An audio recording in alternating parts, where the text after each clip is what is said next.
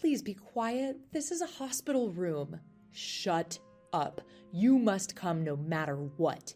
It's your brother's wedding day. If you don't come, you're not family. Who's being noisy now?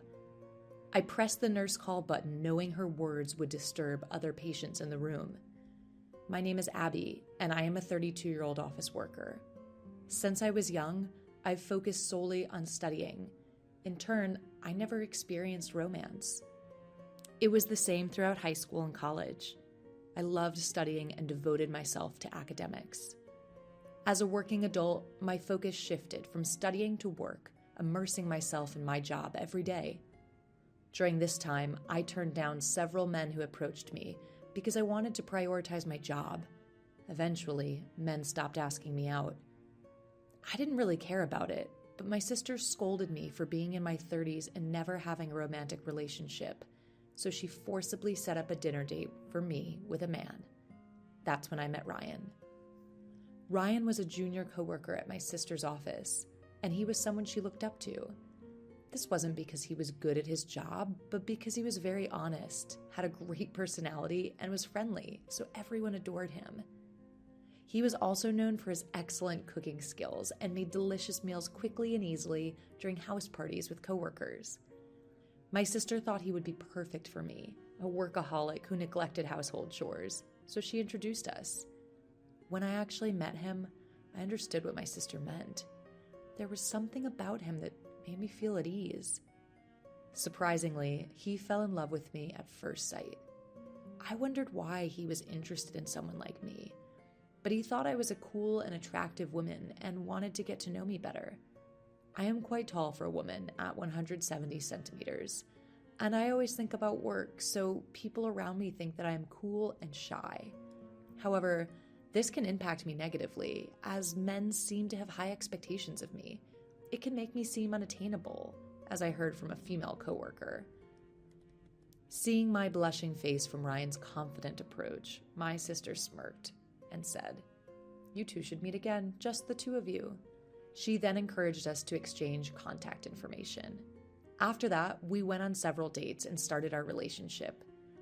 In just 6 months, we got married. Ryan was really good at household chores, from cooking to cleaning. I was terrible at anything other than work, and when I was living alone, my sister was amazed at how messy my place could get in just a few days. Ryan helped with the parts I wasn't good at, and we built a well-balanced relationship. However, not everything was going smoothly. It seemed that marriage wasn't just about the couple. Problems came from outside the relationship as well. For us, it was my mother-in-law. She was the type to dote on her son, always clinging to Ryan. Ryan had a hard time because of this, as he was not allowed to live alone and wanted to get married and move out as soon as possible. I mean, Abby, why are you dressed so shabbily? Huh? I always dress like this at home. You should dress nicely. It's embarrassing for Ryan's wife to look like that. Among other things. What? Why is Ryan in the kitchen? Because I'm better at cooking. That's not acceptable. Why is the husband cooking? The wife should be the one doing it. It's fine, Mom. I enjoy doing it.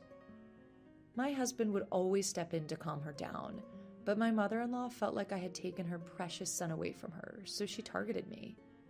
In the midst of all of this, we received news that my brother-in-law was getting married. Of course, we planned to attend the wedding, but unfortunately, I got sick 3 days before the ceremony and had to be hospitalized. My husband and I discussed it, and since the hospital said I needed to stay for about 5 days, it seemed like I wouldn't be able to attend the wedding. There's nothing we can do about it. He said he would let his family know. The cause of my hospitalization was a gastric ulcer, and at first the pain in my stomach was unbearable. But after 2 days, the pain had lessened, and with nothing else to do, I asked my husband to bring my laptop and ended up working. My doctor had told me to rest, but I thought that some light work would be fine, even though I knew it wasn't the best idea. Suddenly, the door to my hospital room rattled open. I thought my husband had come to visit, but it was actually my mother-in-law. "Oh, hi, mother-in-law. What brings you here all of a sudden?"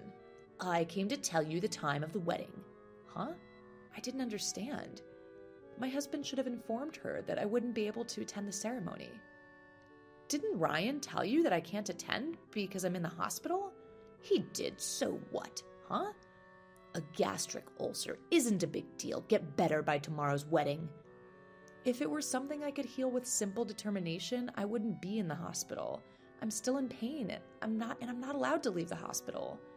I don't care. It's unacceptable not to attend a family wedding. Please keep your voice down. This is a hospital room. Quiet. You must come no matter what. My precious son's wedding. Good grief, who's the loud one here? As much as I'd like to, I can't go in my current condition. You're working, aren't you? Stop lying. Well, I had a bit of a break, so... See, you can come, can't you? No, I can't, as I said, anyway.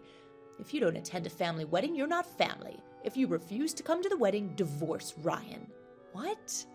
It's only fair. Choose between getting a divorce or attending my son's wedding. What? What kind of nonsense are you talking about? I pressed the nurse call button because I didn't want to bother the other patients in the room. A nurse came quickly and took my mother-in-law outside. Seriously, what is she even talking about? Later, I received a message saying the wedding ceremony had gone well, and I was discharged from the hospital without any issues. When I got home, my husband and mother-in-law were waiting for me. The thing is, I hadn't told my husband about the exchange I had with my mother-in-law in the hospital room because I didn't want to worry him. And I guess my mother-in-law didn't tell him either. My husband warmly welcomed me. I'll make you anything you want today. But then my mother-in-law said, "Sit down, both of you. We need to talk." She made us sit down. My husband looked at his mother, not knowing what was going on. "You didn't come to the wedding ceremony after all. As promised, please divorce Ryan." She placed the divorce papers on the table. "What? Divorce? Why is this even a discussion?" "I'm sorry for keeping quiet. I didn't want to worry you before the wedding ceremony." I explained what had happened in the hospital room. "Are you serious?" He looked at his mother in disbelief. "I've never liked you. I'll be relieved once we cut ties with you. Hurry up and sign the divorce papers." I got angry and decided to fight back. "Fine, I'll sign." "What, Abby, what?" I signed the divorce papers and presented them to my husband. "Ryan, please choose. Either divorce me or cut ties with your mother." "What?" My mother-in-law laughed at my statement. "What are you talking about? Ryan is my son. He's going to choose me first, of course." I ignored my mother-in-law's remark and stared at my husband.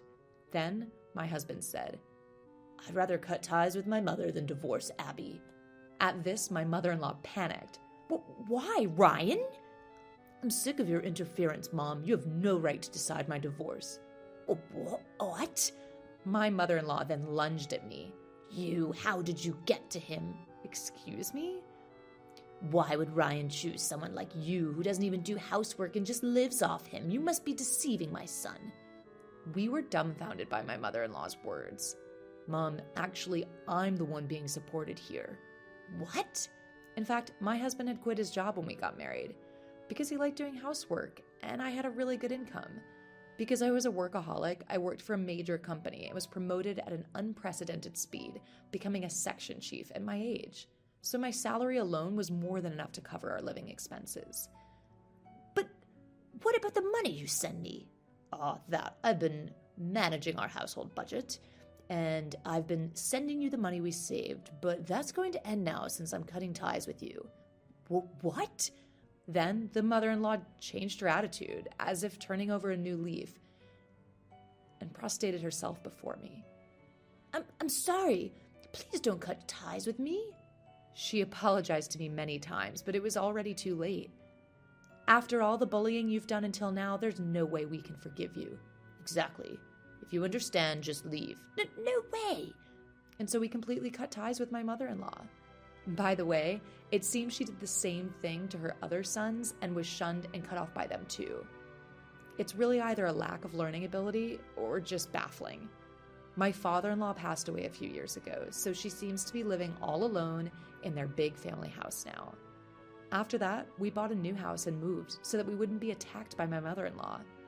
Currently, we are living comfortably in our new house, enjoying our days as a happily married couple. Thank you for watching until the end. If you liked it, please subscribe to the channel. See you in the next video.